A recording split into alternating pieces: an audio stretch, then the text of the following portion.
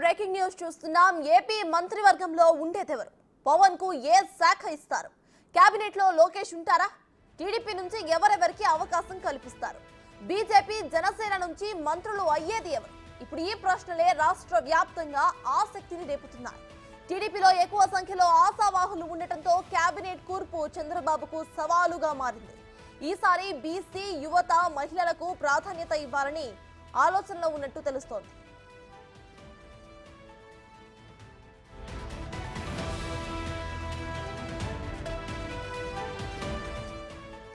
జనసేన అధ్యక్షుడు పవన్ కళ్యాణ్ కు కీలక శాఖలతో పాటు డిప్యూటీ సీఎం ఇస్తారంటూ ప్రచారం జరుగుతోంది.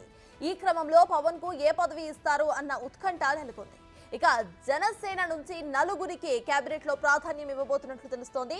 నాదెండ్ల మనోహర్, కొణతాల రామకృష్ణారెడ్డి ఇంకా కందుల దుర్గేష్ పేర్లు పరిశీలనకు రావచ్చు.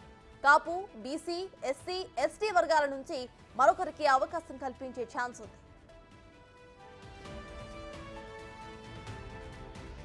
ఇక బీజేపీ విషయానికి వస్తే ఇద్దరికి కేబినెట్ లో చోటు లభించే ఛాన్స్ కనిపిస్తోంది. సుజనా చౌదరి, కామినేని శ్రీనివాస్, సత్యకుమార్ పేర్లు పరిశీలనకి రావచ్చు.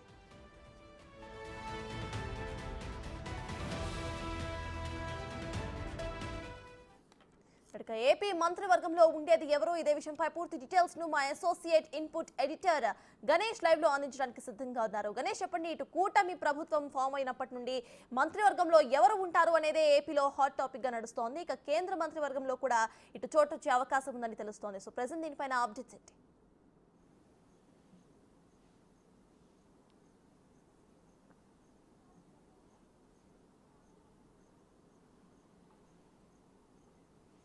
ఎందుకంటే రాష్ట్రంలో ఒక అత్యధిక మెజారిటీతో ప్రభుత్వం ఏర్పడిన తర్వాత ఇప్పుడు మంత్రివర్గ విస్తరణపైనే దృష్టి కేంద్రీకరించారు. ప్రతి ఒక్కరిపైన ఇదే చర్చ జరుగుతుంది. మూడు పార్టీలు, తెలుగుదేశం పార్టీ, జనసేన, బీజేపీ, మూడింటి మధ్య కూడా ఇదే చర్చ కొనసాగుతుంది. అంటే ప్రధానంగా మనం చూసుకుంటే ఈ మూడు పార్టీలు ఎవరెవరికి మంత్రివర్గం వస్తుందనేది ఒక కీలకమైన చర్చ జరుగుతోంది. అంటే పార్టీలు ఇంత మెజారిటీతో గెలిచిన తర్వాత, అంటే దాదాపు తెలుగుదేశం పార్టీ ఒక ఫుల్ స్వీప్లో గెలిచింది. అంటే మిగతా మిత్రపక్షాలతో సంబంధం లేకుండా వాళ్ళు గవర్నమెంట్ ఫామ్ చేసే రీతిలో ఉన్నారు. మరోవైపు జనసేన 21 స్థానాలు గెలిచింది. బీజేపీ 10 స్థానాల్లో 8 స్థానాలను కైవసం చేసుకుంది. అంటే అన్ని పార్టీలు కూడా దాదాపు 90% సీట్లను కైవసం చేసుకున్నారు. కేవలం 11 స్థానాలకు మాత్రమే కేవలం 23 నుంచి 25 మందిని మాత్రం ఎంపిక చేసే అవకాశం ఉంది మన కింద నిబంధనల ప్రకారం.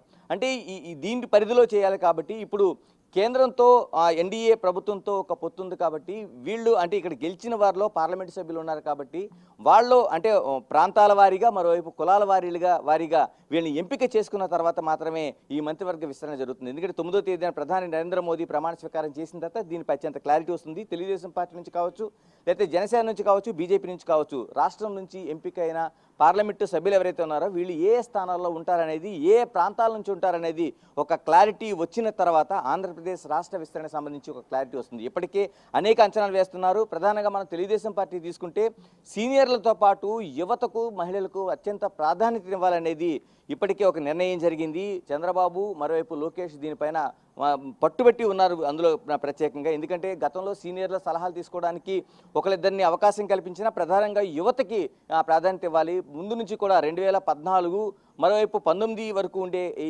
19 తర్వాత ఉండే కష్టకాలంలో ఎవరైతే యువతగా పనిచేసి ఉంచారో ఈ యువతకు కావచ్చు, మహిళలకు కావచ్చు అత్యంత ప్రాధాన్యత ఇవ్వాలనేది ఒక కీలకమైన చర్చగా మనకి కనిపిస్తోంది. వీళ్ళకి అవకాశం ఇవ్వడం కోసం ఒక ఎక్సర్సైజ్ అనేది జరుగుతుంది.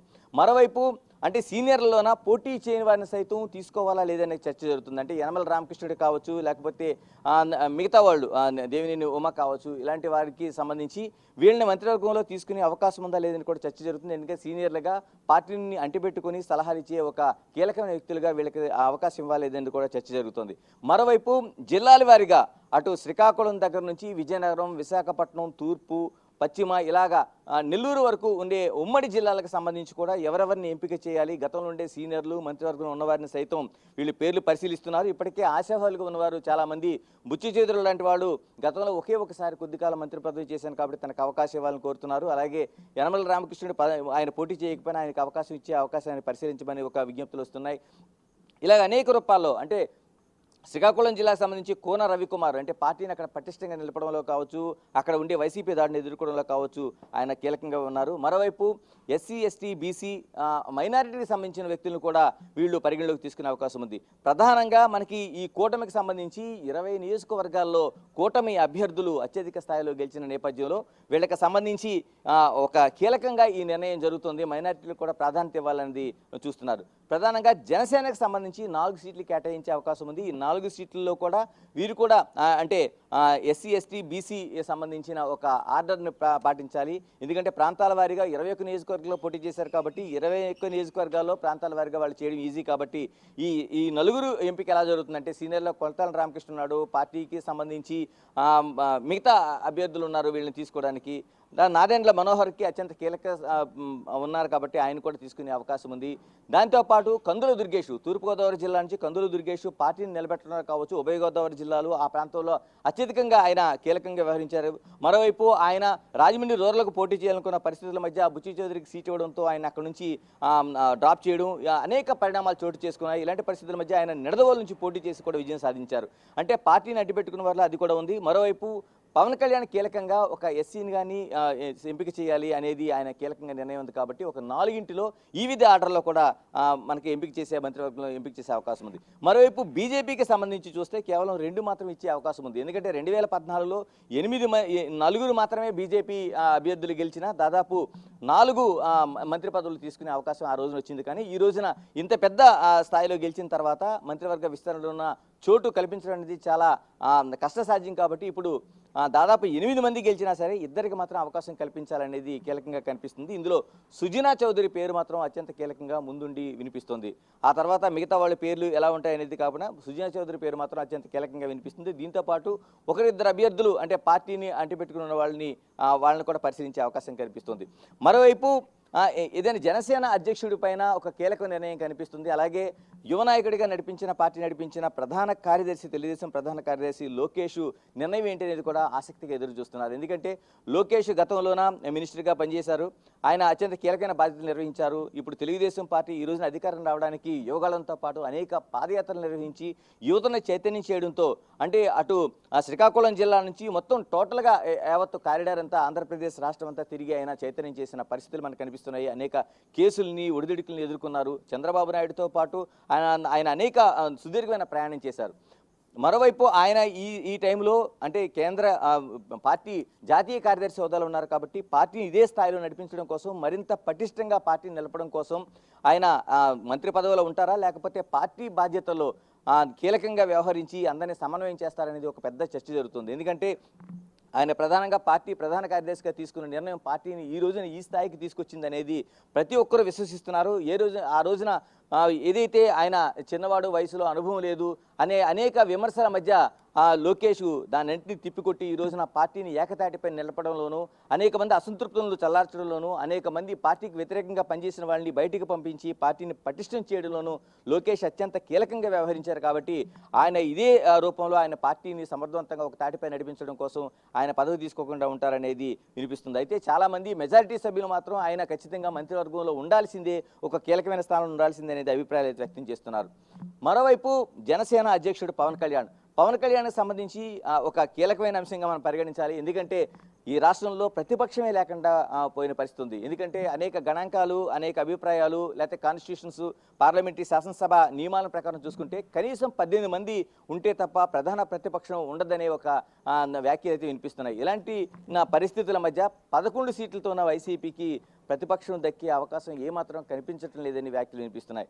అయితే 21 స్థానాల్లో ఉన్న జనసేనకి ప్రతిపక్షం తీసుకుంటుందా లేకపోతే మంత్రివర్గంలో చేరి కూటమితో పాటు ప్రయాణం సాగిస్తుందనేది ఒక కీలకమైన చర్చ.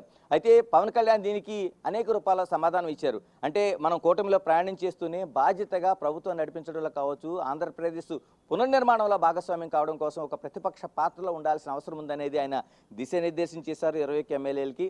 ఇలాంటి పరిస్థితుల మధ్య ఆయన ఆ మంత్రివర్గంలో చేరుతారా లేక బయట నుండి కీ రోల్ వహిస్తారనేది కూడా వినిపిస్తోంది. అయితే ఆయన ఉప ముఖ్యమంత్రిగా ఉంటారు, ఆయన కీలక బాధ్యతలో మిగతా కీలక శాఖలు తీసుకుని ప్రయాణం చేస్తారనేది చాలా కాలంగా చర్చ జరుగుతుంది. కాబట్టి ఆయన ముందుకు వచ్చి బాధ్యతలు తీసుకోవాలనేది కూడా ఆ పార్టీ అంతర్గతంగా ప్రధానమైన డిమాండ్ అభిలాషగా కనిపిస్తోంది. అయితే ఆయన మాత్రం అభిప్రాయంలో 21 మందిలో కూడా కీలకంగా ఉన్న exactly Ganesh, as you said ఇటు ఉప ముఖ్యమంత్రి ఎవరు అవుతారు అనేది కూడా ఏపీలో మరో హాట్ టాపిక్ అనుకోవచ్చు. ఉప ముఖ్యమంత్రి పదవి ఇటు పవన్ కళ్యాణ్కి ఇవ్వాలంటూ కూడా కొన్ని డిమాండ్స్ కూడా ఉన్నాయి. మరి ఆయనకి ఎంతవరకు ఇచ్చే ఛాన్సెస్ ఉన్నాయి అనుకోవచ్చు. ఇక లోకేష్ అండ్ పవన్ కళ్యాణ్ వీళ్ళిద్దరు కూడా మెయిన్ ఫిగర్స్ ఆఫ్ దిస్ కూటమి అని కూడా చెప్పుకోవచ్చు. అయితే వీళ్ళిద్దరికే ఏ పదవులు ఇచ్చే అవకాశం ఉంది అని అనుకోవచ్చు. ఎందుకంటే ఇప్పుడు మనం చెప్పుకున్నట్టు లోకేష్ కావచ్చు, పవన్ కళ్యాణ్ కావచ్చు, ఈ రెండు పార్టీలు కూడా కీలకమైన నేతలుగా ఉన్నారు, యువ నేతలుగా కొనసాగుతున్నారు. అంటే ఆ పార్టీలో ఏదైతే ఒక స్టార్డమ్ ఉన్న నాయకులుగా వీళ్ళిద్దరిని చూడాల్సిన అవసరం ఉంది. తెలుగుదేశం పార్టీలో చంద్రబాబు నాయుడు ఏ స్థాయిలో ఉన్నారో ఆ స్థాయిలో యువతకు కానీ మిగతా సెక్టార్గా నడిపించడంలో లోకేష్ కీలకమైన స్థానాన్ని వహించారు. అందుకే ఆయన యువగళం దగ్గర నుంచి అనేక పాదయాత్రలు నిర్వహించిన సమయంలో ఆయన అత్యంత కీలకంగా వ్యవహరించారు. మనం ముందు చెప్పుకున్నట్టు పార్టీని ఒక తాటిపై నడిపించడంలో అనేక మంది సీనియర్లు లోకేష్ అసలు పనికి వస్తారా రారా అనే చర్చ జరుగుతున్న సమయంలో కూడా వాటన్నింటినీ తోసి ఆయన యువతను ప్రధానంగా తీసుకురావడంలోనూ అనేక ప్రభుత్వ వైఫల్యాలను బయటపెట్టడంలోనూ పార్టీకి జరుగుతున్న అన్యాయం కావచ్చు, లేకపోతే పార్టీ సభ్యులపైన జరుగుతున్న దాడులపైన కావచ్చు ఆయన అనేక రూపాల్లో స్పందించి ఆయన కీలకంగా వ్యవహరించారు. ఆ కీలకంగా వ్యవహరించడంతో పాటు వాటన్నిటిని బయటపెట్టారు. అంటే ఇవన్నిటినీ మనం తీసుకుంటే టోటల్గా ఆయన అత్యంత సమర్థవంతమైన నాయకుడిగా పార్టీలో నిలబడ్డారు. అంటే దీన్ని పరిశీలన తీసుకొని ఆయన పూర్తిగా క్యాబినెట్లో ఉండాల్సిన అవసరం ఉందనేది ఒకప్పుడు ఎవరైతే విమర్శించారో, ఎవరైతే తప్పుపట్టారో అటువంటి కీలకమైన నాయకులు కూడా ఈ రోజున లోకేష్ ఈ క్యాబినెట్లో ఉండాల్సిందే, ఆయన సారథ్యం వహించాల్సిందే అనేది ఒక కీలకమైన చర్చ చేస్తున్నారు. చాలామంది అభిప్రాయాలు పంచుకుంటున్నారు. ఆ స్థాయికి లోకేష్ వెళ్ళారు. అందుకని లోకేష్ తన అభిప్రాయాన్ని ఆయన దగ్గరే ఉంది కాబట్టి ఆయన ఏ విధంగా నిర్ణయం తీసుకుంటారనేది మనం చూడాల్సిన అంశం. అంటే ఆయన క్యాబినెట్లో ఉంటారా లేకపోతే ఇప్పుడు జాతీయ కార్యదర్శి హోదాలో ఉన్నారు కాబట్టి ఆ హోదాతో పాటు ఆయన అత్యంత కీలకమైన అంటే పార్టీని అంతా పూర్తిగా సమన్వయం చేస్తూ అటు కేంద్ర ప్రభుత్వంలో కీలకంగా ఎన్డీఏ ఉంది కాబట్టి ఎన్డీఏ, మరోవైపు రాష్ట్ర ప్రభుత్వంలో ప్రధాన పార్టీగా అధికార పార్టీ ఉంది కాబట్టి ఈ రెండింటిని ఏ విధంగా సమన్వయం చేస్తారనేది మనం చూడాలి. చాలా వరకు జాతీయ పార్టీలో అధికారం తీసుకోకపోయినా అత్యంత కీలకంగా వ్యవహరిస్తున్న పరిస్థితి అయితే మనకు కనిపిస్తూ ఉంటాయి. మరోవైపు పవన్ కళ్యాణ్ సంబంధించి కూడా ఇప్పుడు కాదు, ఆయన ముందు నుంచి అంటే 2019లో పోటీ చేశారు. ఆ తర్వాత ఇప్పుడు 2024లోన ఆయన తెలుగుదేశంతో పొత్తు పెట్టుకుని మరోవైపు బీజేపీతో సమన్వయం చేస్తూ ఒక కూటమిగా ప్రయాణం చేయడంలో అత్యంత కీలకంగా వ్యవహరించారని నారా చంద్రబాబు నాయుడు ఇప్పటికి అనేక దఫాలుగా ఆయన చెప్తూ వచ్చారు. అత్యంత కీలకంగా పాత్ర వహించిన పవన్ కళ్యాణ్ ఇప్పుడు ఆయన ముందు నుంచి కూడా ఉప ముఖ్యమంత్రిగా ఉంటారు, లేకపోతే హోంమంత్రి లాంటి పదవులు తీసుకుంటారనేది చర్చ జరుగుతుంది. అయితే ఆయన నిర్ణయానికే ప్రధానంగా పార్టీ వర్గాలు విడిచిపెట్టాయి కాబట్టి ఆయన పార్టీ సభ్యులకి కీలకంగా మంత్రి పదవులు ఇచ్చేందుకు 4 ఏళ్లకు చూస్తారా, లేదంటే ఆయన కూడా ఏదో ప్రధాన భాగస్వామ్యం వహిస్తూ ప్రభుత్వాన్ని ముందు నడుపుతారనేది అత్యంత ఆసక్తికరంగా మనకు కనిపిస్తోంది. Right, thank you Ganesh.